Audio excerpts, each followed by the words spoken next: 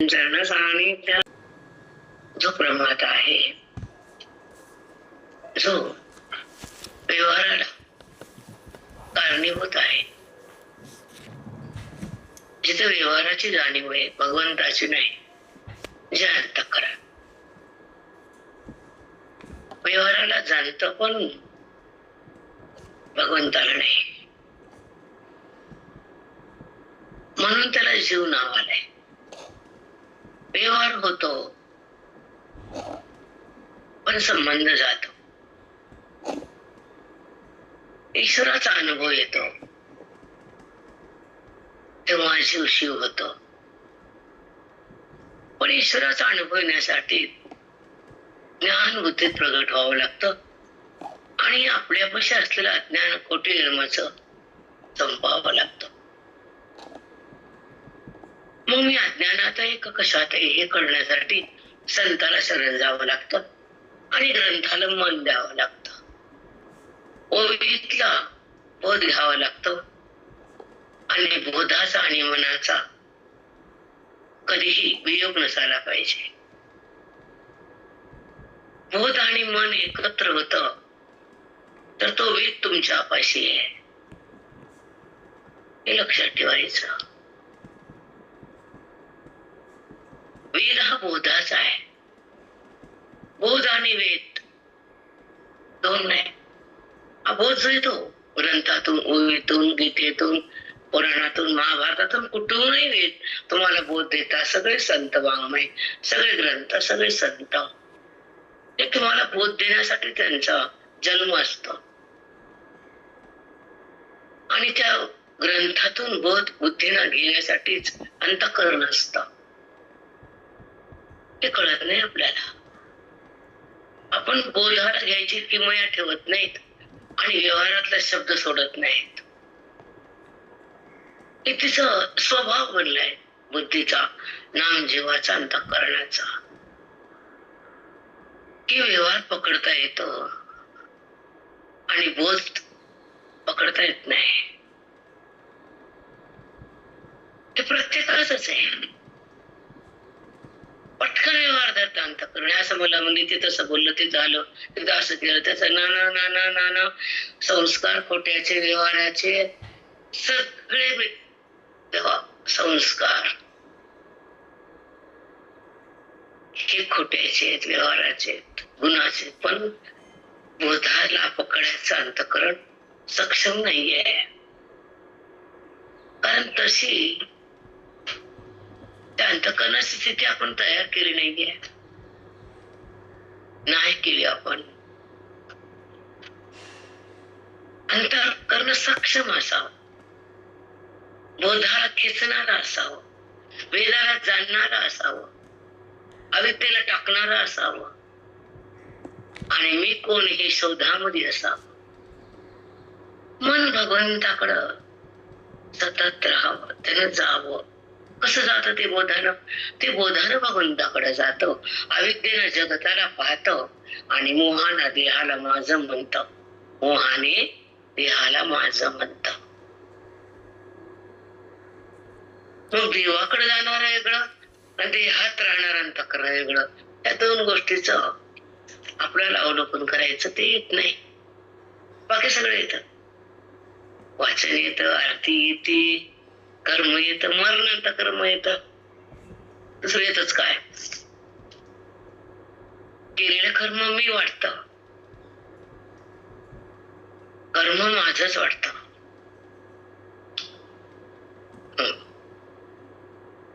पण कर्मातून बाहेर यायला ज्ञान लागतं.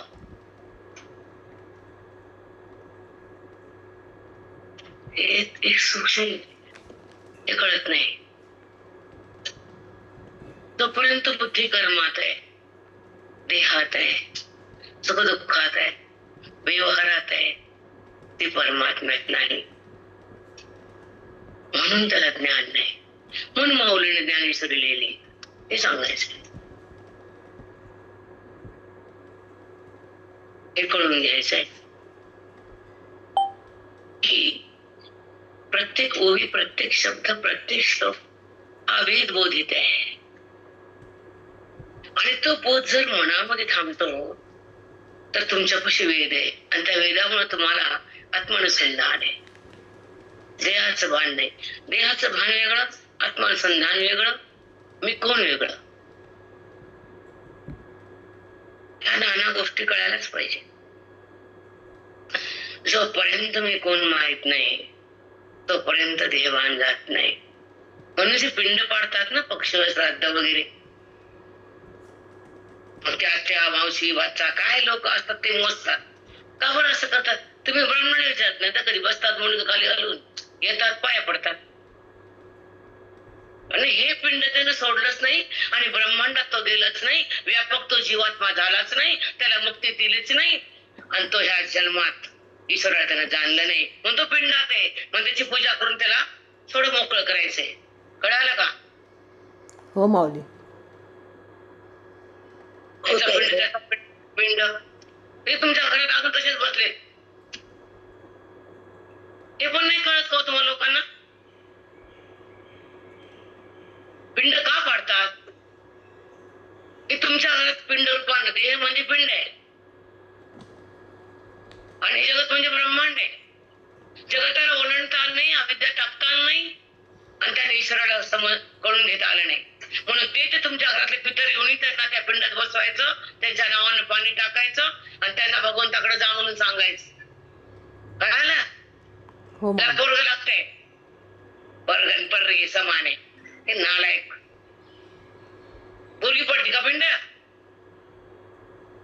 पर्री सम. आता आजकाल पोरगीच पाहिजे. हे सगळं घाण पुसून टाका.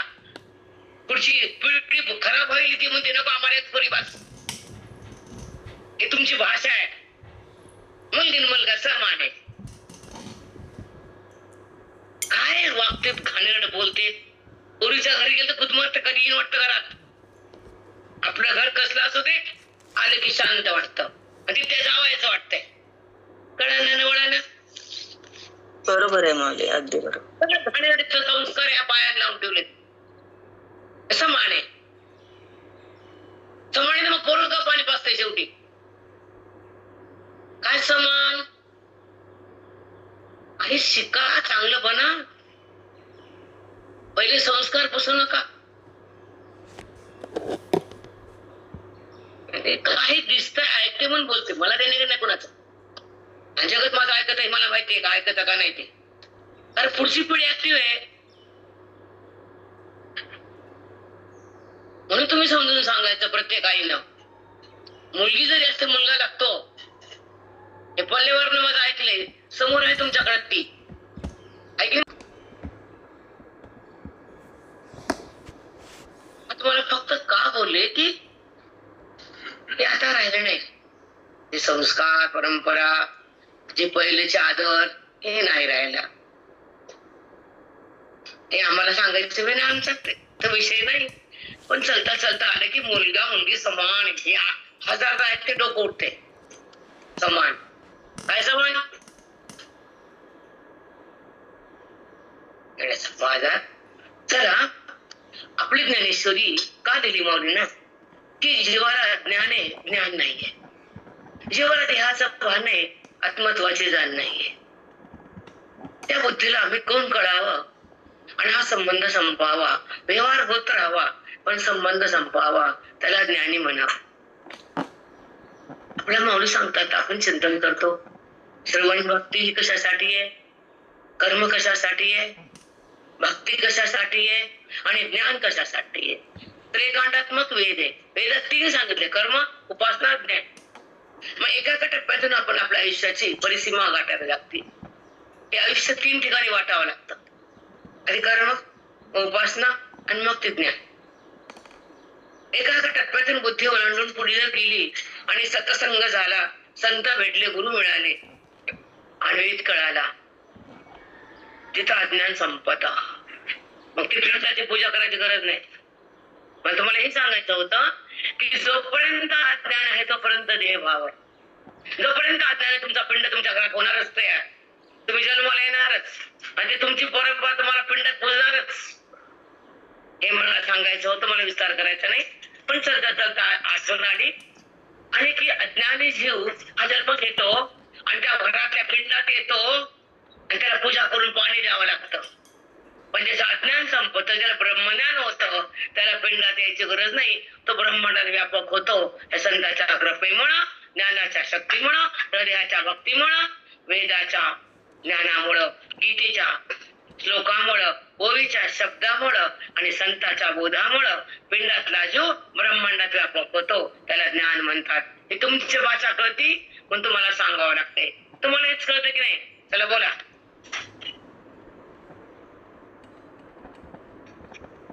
हो माऊली. झोपले? नाही माऊली, बरोबर आहे. काही हो.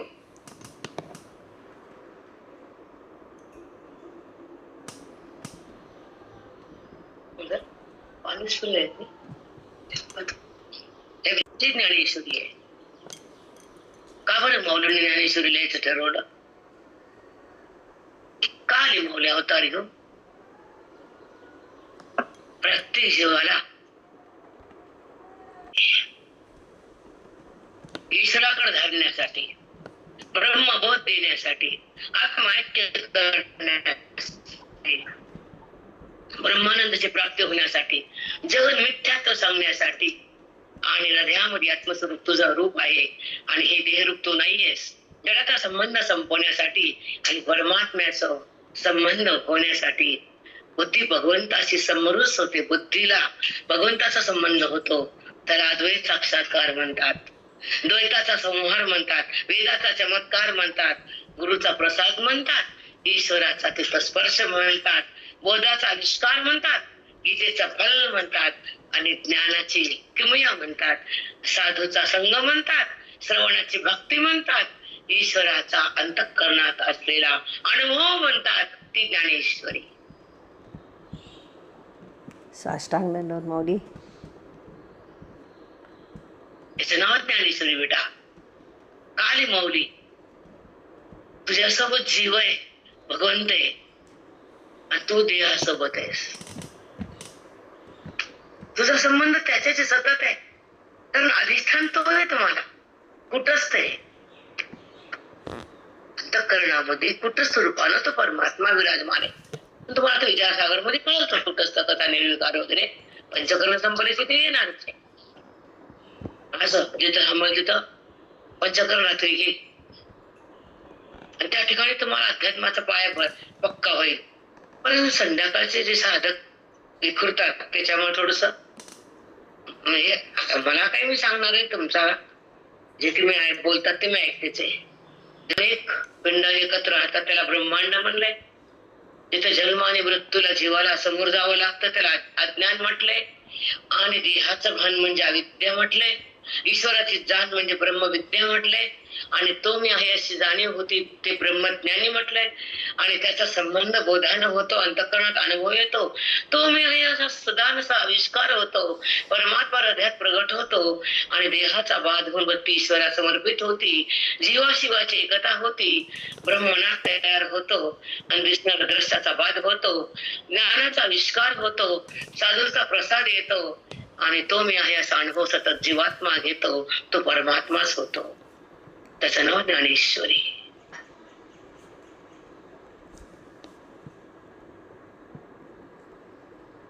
साष्टांग दंडवत माऊली. माय साष्टांग दंडवत माते. कोटी दंडवत. माय खरी माय तुझं खरंच आहे. माऊली बोलते आणि ज्ञानेश्वरी आपली 2 नंबर आहे. सतत राहणार ज्ञानेश्वरी कारण त्याच्याशिवाय उद्धार नाहीच आहे. तसा कुटुंबाला मुलाचा आधार आहे तसं ज्ञानेश्वरीला उद्धार आहे. कळालं? हो माऊली. तसा आईला मुलाचा आधार वाटतो तो कुठं का असेना पण मग भगवंत कुठे का असेना ती भक्ती आहे. पण तुला ओळख नाही व्यक्ती आहे मग तो आधार आहे हे कळणं फार श्रेष्ठ आहे. ज्ञानी महात्म्याला भगवंत आधार वाटतो, त्याचा संबंध हा तो अनुभवतो, त्या संबंधाला प्रगट करून तो जगतो. श्वासात त्याला पाहतो, विश्वास तिथंच ठेवतो आणि अनुभव त्याचा घेऊन त्याचा बाध होत जडत्वाचा. हे जड आहे. याचा बाध करून ईश्वराचा संबंध येत असतो. कळत नाही आपल्याला कसा बाध होतो, केव्हा होतो, कोण करतो, ते काही माहित नाही. याचा बाध करायला संत लागतात आणि ते समजून द्यायला तेच लागतात. ग्रंथाचं चिंतन करून, बुद्धीचं मंथन करून, हृदयातलं अज्ञान फाडून, अविद्येला सोडून, तीन देहाला टाकून बुद्धी सहज प्रवेश करते ईश्वरात, परमात्म्यात. तो वेदांत, ते वेदांत शास्त्र, त्याची जादुई, त्याची किमया. तिने देहाला ओलांडून बुद्धी आत जाऊ शकते, अज्ञानाला संपू शकते, ब्रह्मज्ञान आत घेऊ शकते, संतांचा संग करू शकते आणि वेदाला आत नेऊ शकते आणि स्वतःची ओळख करू शकते. होती स्वतःची ओळख वेदान. देहाची ओळख जाती, स्वतःची ओळख होती, ती म्हणतात आत्मप्रतीती. त्यालाच म्हणतात. हेच कळायसाठी आपण आलो. साधी भाषा आहे, मोठी मोठी श्लोक हे हू ते नाही आमच्यापाशी. इथं फक्त त्याची अनुभूती आहे. इथं वेदाची संपत्ती आहे, इथं आत्मस्थिती आहे, इथं बोधाचा पाऊस आहे. हो माऊली. तिथं भगवंत प्रगट होत, त्याला व्हावंच लागतं. त्या बोधानं, या वेदानं हृदयामध्ये त्याला प्रगटावंच लागतं. त्यालाच ज्ञानी म्हणावं लागतं. तुम्हाला काल सांगितलं, जमिनीमध्ये सरकी टाकली, मूग टाकले, पण जमीन कोरडी मूग मध्ये गेला. पण पाणी गेल्यावर मूग आणि जमीन एक झाली आणि अंकुर वरी आला. तसं मोक्षाचा अंकुर वरी आलं. बोधाचा पाऊस गेला, अंतःकरण भिजलं, ते अज्ञान रुजलं आणि मोक्षाचा अंकुर वरी आला.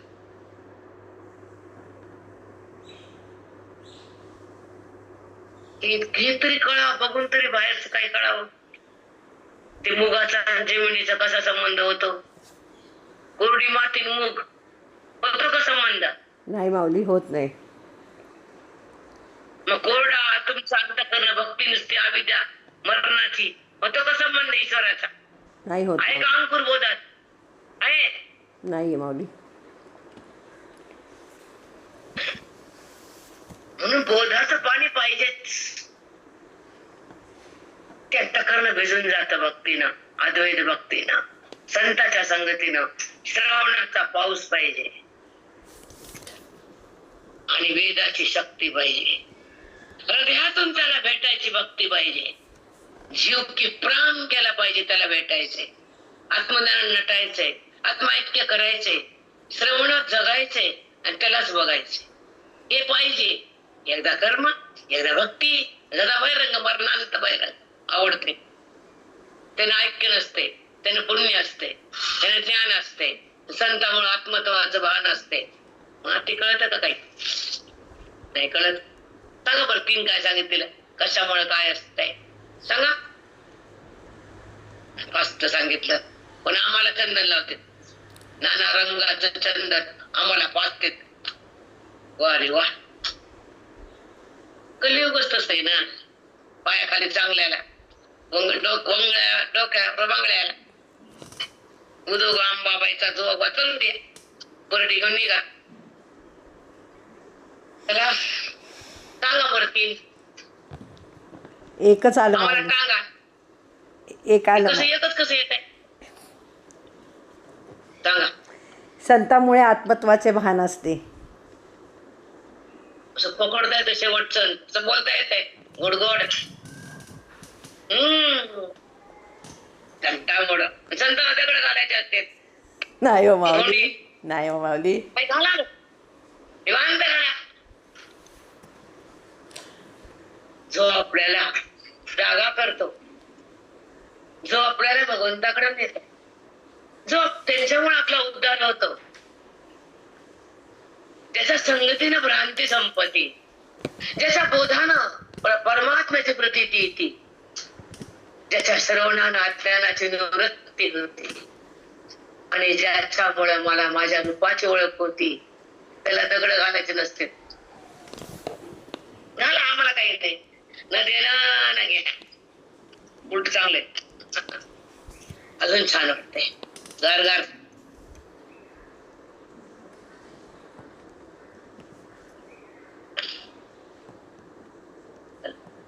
अभिर किंवा अष्टप्रभात झाले. आज माऊली पालखीत आहेत. दिव्य घाट ओलांडला माऊलींना आणि पुढे चालायला येत. आपल्यासोबत रोज आहेत. त्या पालखीत तिथे बसलेत, या पालखी सतत आहेत. दोन गोष्टी हो माऊली. आता आहेत ना, आपल्या पालखीत, हृदयाच्या पालखीत पण आहेत आणि त्या वारकऱ्यासोबत पण आहेत. ते कुठं नाहीत असं नाही, ते सतत आहेत. आत्मरूपानं पालखीत आहेत, मूर्ती रूपानं ओळीत आहेत, बोध रूपानं कणाकणात आहेत, व्यापक रूपानं मनात आहेत, भक्ती रूपानं बुद्धीत आहेत, ज्ञान रूपानं.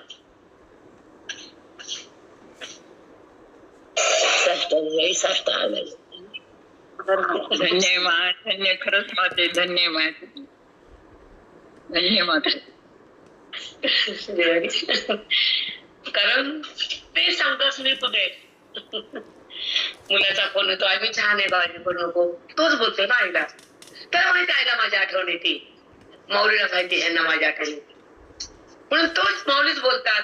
तसा मुलगा आईलाच बोलतो, आई मी छान आहे, काळजी करू नको. असं माऊली सांगतात. ओळीची चिंता करू नको, मी सांगतो तुला. कधी कधी वाटायचं मग की ते सांगता ना, पुष्कळ तुम्हाला बोलून दाखवलं. काही काही शब्द असे उमगत नव्हते, अर्थात पूर्ण उच्चार नसतो, तेच शब्द खाली असतात. आणि मग ते सांगताना इतकं, आता वाचताना संध्याकाळी अभ्यास करतो, तुला म्हणून मी रात्री अभ्यास करते, पहाटे करते, कारण एवढंच ते तिला माहित. म्हणून ओवीच्या रूपानं शब्दातून ती प्रेम देते आणि जीवाला जवळ घेते. ती माऊली अनाथाला सनाथ करते. ती माऊली अंतःकरणातल्या विद्या समाप्त करते.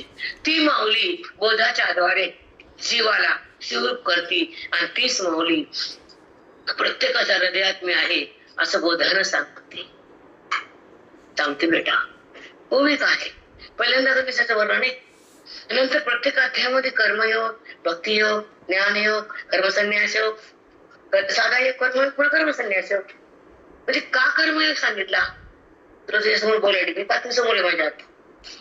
पहिल्यांदा अर्जुन रडत होते ना, माझा आजोबा, माझा मामा, माझा सुद्धा, तिथं मी पण होते, माझं पण होतं. हे भगवंताला माहित होतं आणि अर्जुनाला कळत नव्हतं. अर्जुन मोहात बेधुंद होता आणि त्याचा मोह बंद करायचा होता. ज्ञान सांगायचं होतं, अज्ञान संपवायचं होतं, युद्ध करायचं होतं आणि त्या पापी लोकांना मारायचं. अधर्म भगवंताला सहन होत नाही, मग तो कुठला बी असू दे, व्यवहारातला असू दे या अज्ञानाचा अधर्म असू दे. व्यवहारात पण जर आपण उतून गेलो तर भगवंत ते तुम्हाला स्टॉप करतो. म्हणून मर्यादा कधीच ओलांडायची नाही मंगाल. बस रेषेत. जेव्हा तुम्ही रेषा ओलांडता, रावण गंगा गेली सोन्याची, तुमचं काय आहे सोन्याचं, तुमच्या घरात सोन्याचे मग ते दगड, सोन्याची लंका पिघळून गेली ना समुद्रात. म्हणून कुणाचं रावण लेकरचं नाव कुणी ठेवत नाही. ठेवतं का रावण, दुर्योधन, काही ठेवा. ती लावून दिली कोण आहे, मंथरा. मंथरा कोणतं नाव, मंथरा ठेवायचं, मंथरा ठेवायचं म्हणतं का कोणी नाही माऊली. का बरं मंथरा ठेवा जरा इथून पुढच्या पिढीनं, ठेवाच पुढच्या पिढीनं पण, कारण सगळं पुढचेच आहे. ठेवाच सध्या चालूच आहे. पुढे काय तेच आहे का पोरगचा, तू नव्हती समोर तू हर फिर बघायला तुला का धरणार आहे. ते सांगलं की मुलगा म्हणजे समान आहे. अक्षर केवळ म्हणजे अलंकारामध्ये मोती, कुंदन, हिरे बसवलेले. त्या अलंकारामध्ये रेषाच्या अंगावर असलेले अलंकार, त्या अलंकारामध्ये जे बसलेले मोती कुंदन ते म्हणजे प्रमेय रत्नाची. प्रमेय म्हणजे सिद्धांताला प्रगट करण्यासाठी प्रमेय सांगितलेले असतात. प्रमाण, प्रमाता आणि प्रमेय ह्या तिन्ही गोष्टीला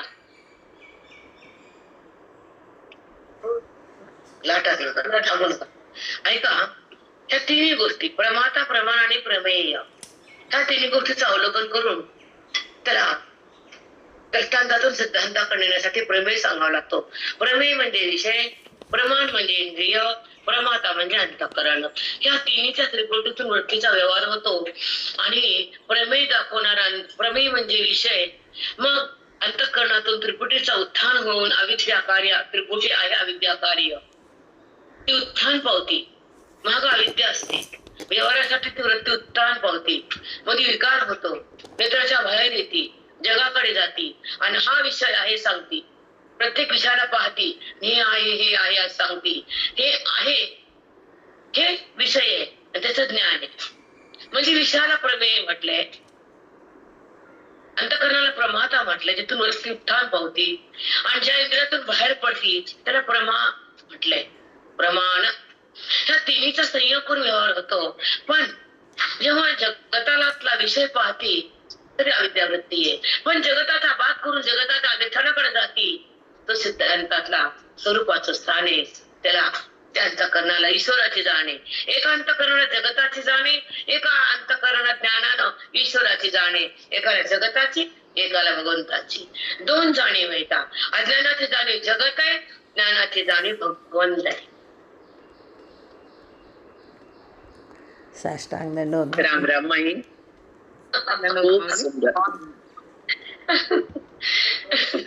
खूप छान आहे बेटा.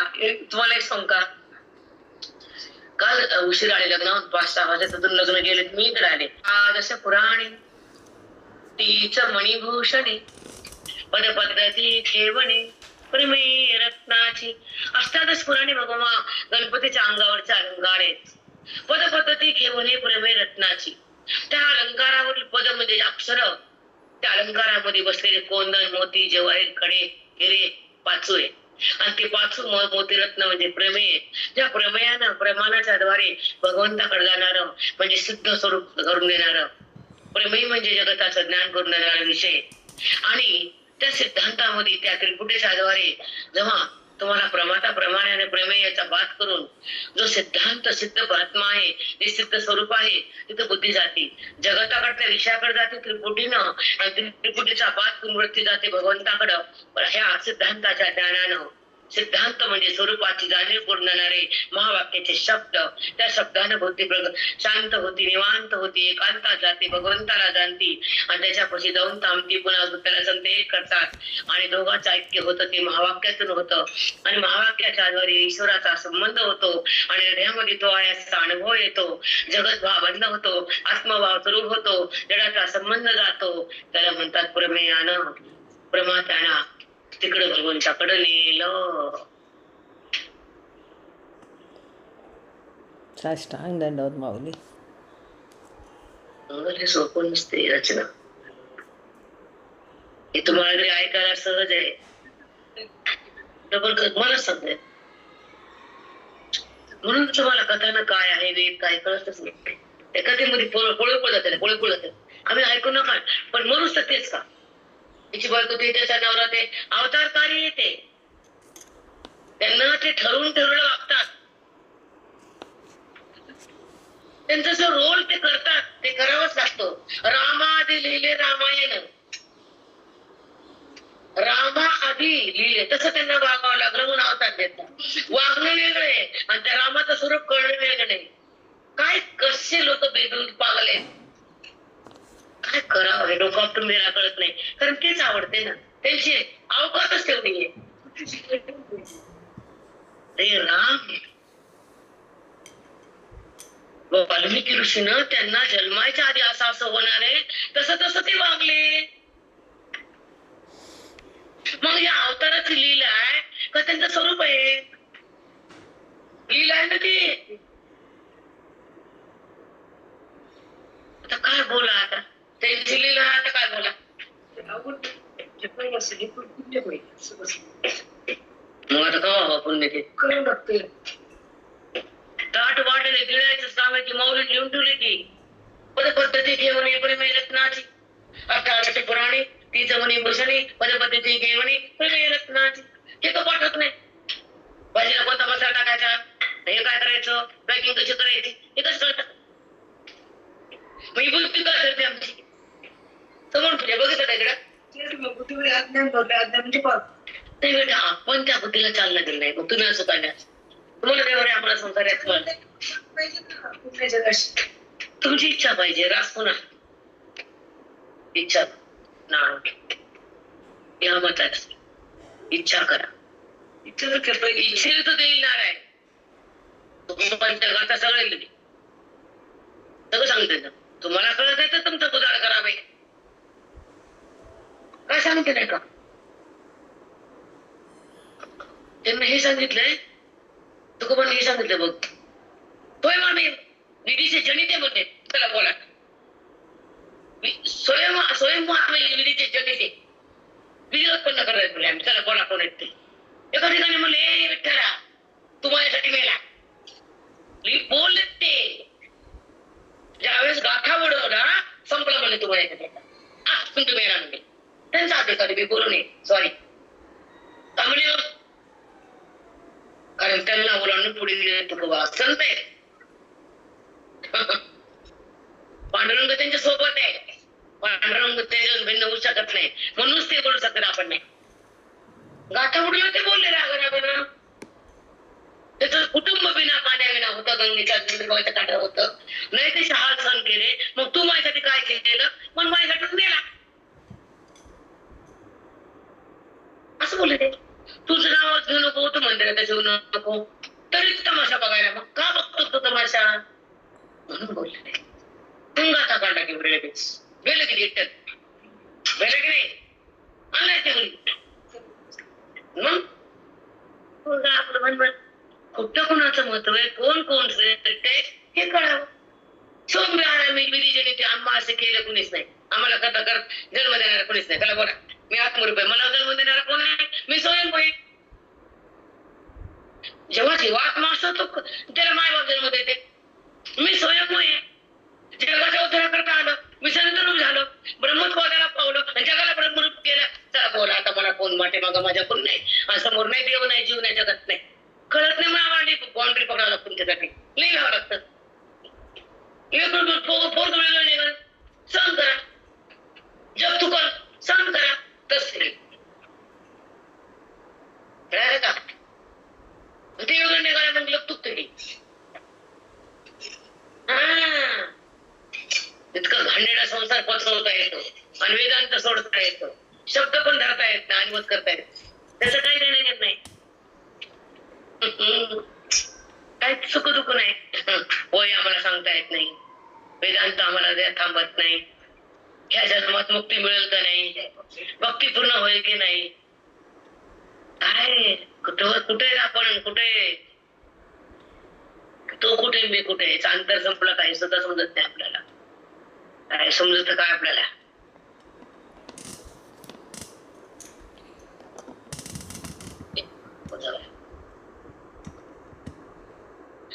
आता पद पद्धती ठेवणे प्रमेय पर्यंत समजलं समजायचं समजा का न समजा चला पुढे निघायचं बरोबर का पल्लेवार बोलत जरा पुणेवाले लोक हुशार असतात हो म्हणायचं फक्त चला पदवंदनागर ते तरंगाथिले अंबर जेत साहित्य वाणे सपुर उजळांचे पदबंधनागर पदबंध पदाची बांधणी म्हणजे ओवी आहे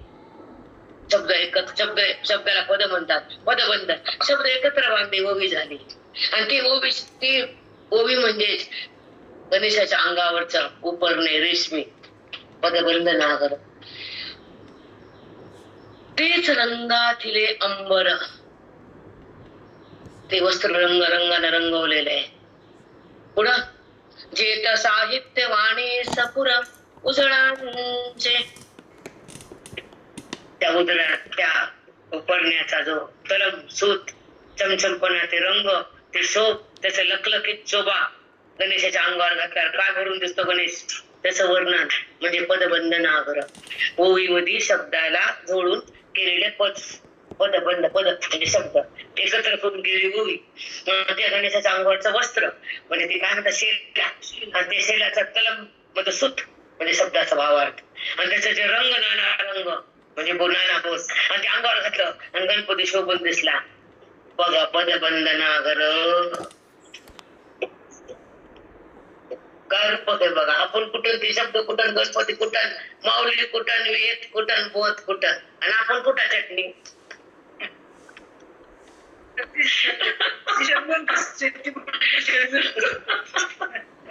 तुला बोलत मंगल मी येताना काल 2-3 किलो चटणी कुठून आली. मला सवय आहे, तू असे तुला माझ्याकडे बघून आम्ही सवयच लावली ना. काय झालं नाही दारात बसलं दोन्ही हाताने कुठलं झाली चटणी, इकडे हाताने कुठलं तर सांगा ना कुठल्या, दोन्ही कुठाले यावं. हो माऊली.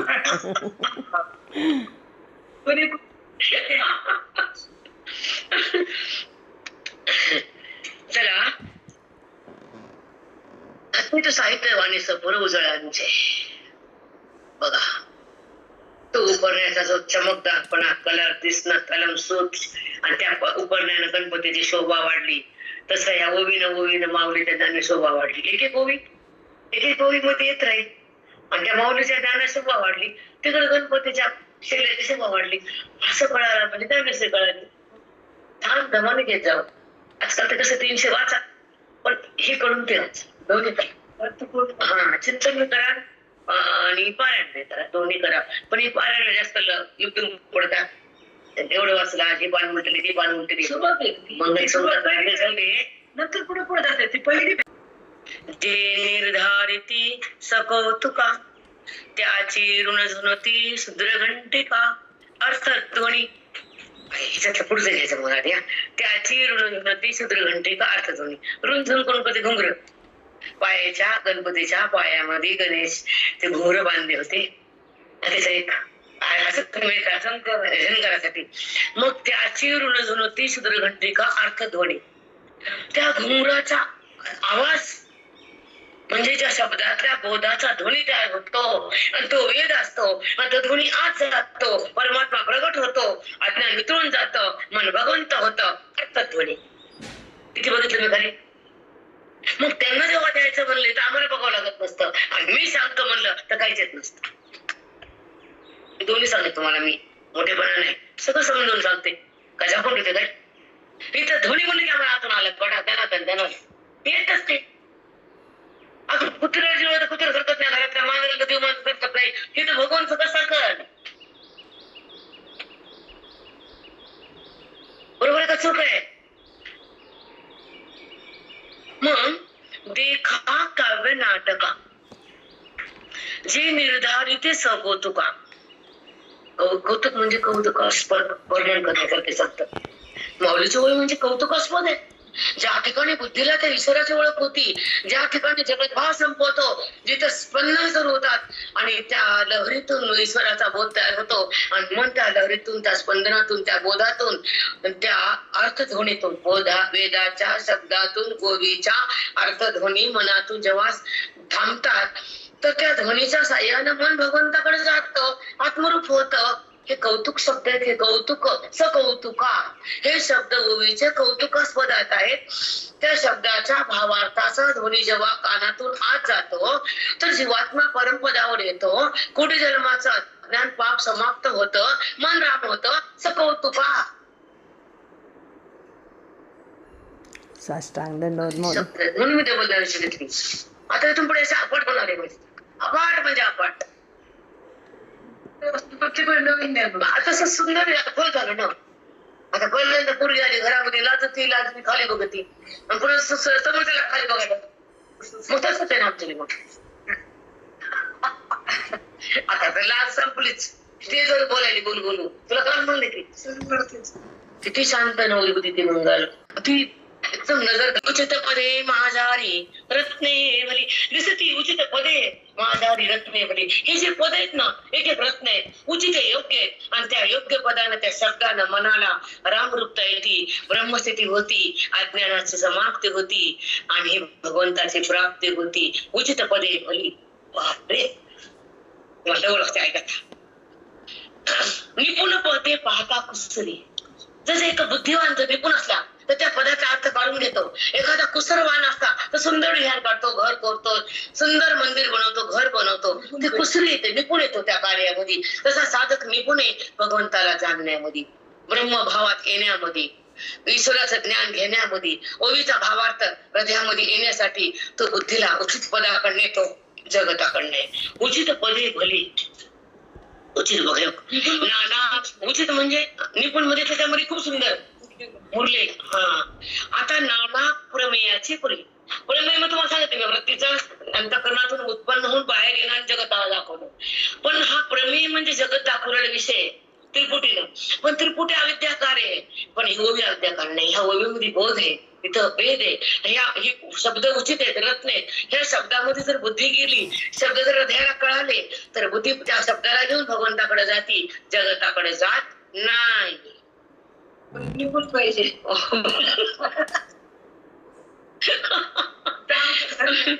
नाही मंगल ऐकून आमचं तुमचं म्हणणं खूप प्रत्येक जण आम्ही काय आज होतो का, आम्हाला एवढी हे ताकद होते का बोलायची. तरी पण 40 वर्ष चालतं सगळं. आता ह्या पण वाचतो तर ते आमचं उकडी मारतं. हो जसं काय सांगू, काय काय बोलू, काय काय काय काय काय काय बोलू शकतो आपण. नाना प्रमेयानं प्रमाण प्रमाता आणि प्रमेय ह्या व्यवहारानं जगतातले पदार्थ वस्तू कळतात. परंतु हा प्रमेय जो आहे तो जगतातला भगवंत कळतो, हे जगतातले विषय कळतात आणि ह्या प्रमेयाने सिद्धांताकडे जाऊन जगतातला ईश्वर कळतो. उचित पदे माझारी रत्ने भली. ह्या ओवीच्या पदाला उचित म्हणले आणि त्या शब्दानं ते भगवंत दिसू लागतो, कळू लागतो, जाणीव होऊ लागतो, म्हणून त्याला रत्न म्हणले. ह्या ओवीच्या शब्दाला, त्या पदाला रत्ने भली म्हटले. काय इतकं मला जबाब सांगता नाही बाई, मीच कबूल करते ना. एकदम कसं जसे जसे तलवार गाजते तसे तल्लख होती, तसं जसं ते होतं तसं बुद्धी साग्र होती आणि माऊली तुम्हाला आपोआप ज्ञान देते. आता निराते वाचला काय आपण तसं प्रतो तू तिकडे लिहितेस, मी इकडं. आता ऐका. निपुणपणे पाहता कुसरी दिसती उचितपणे माझारी रत्ने भली.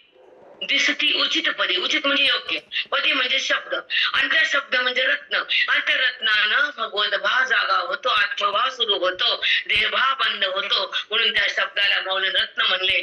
माऊलीच्या मुखातून हे शब्द ओवीचे म्हणजे रत्न येतो आणि त्या रत्नाचा जो एकदम काय आता रत्नाचा उपमा काय देऊ मी तुला. रत्नाने किती शोभा आहे त्या अलंकाराला आणि त्या अलंकार गणपतीच्या अंगावर येतात आणि त्या गणपतीच्या हे अलंकाराचं वर्णन आहे. आता हे सगळं गणपतीच्या अलंकाराचं वर्णन आहे आणि ते पदे म्हणून त्याच्या अंगावरचे अलंकार आहे. आता सुद्धा गणेश आहे, पुढे काय होणार माहित नाही. चाला खाली. आता सिद्धांत कसा असतो, प्रमेयानं सिद्धांताकडे कसं जायचं. सिद्धांत म्हणजे सिद्ध जे स्वरूप असतं परमात्म्याचं जगतात व्यापक आहे, अंतःकरणाच्या आत आहे, आत आहे म्हणून आत्मरूप आहे, व्यापक म्हणजे आत ब्रह्मरूप आहे. ते पद बरं सिद्धांतानं कसं प्रगट होतं. हे शब्द उचित पदे येतं, हे रत्न येतं आणि या शब्दानं तो भगवंत प्रगट होतो. हे माऊलीला सांगायचंय. आपण थांबू, आपला टाइम निघाला. पंढरी विठ्ठल श्री गुरु ज्ञानदेव तुका पंढरीनाथ भगवान की जय, ज्ञानेश्वर महाराज की जय, सदरनाथ महाराज की जय, सब साधु संतन की जय, बजरंग बली की जय. हॅलो परिवार, कोणी